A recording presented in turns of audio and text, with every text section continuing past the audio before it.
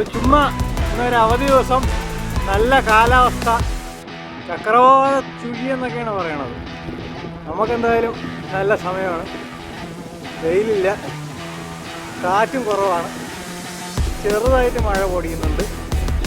അപ്പോൾ ഇതൊക്കെയാണ് സൈക്ലിങ്ങിന് പറ്റിയ കാലാവസ്ഥ.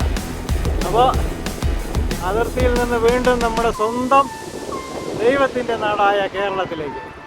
ബൈ.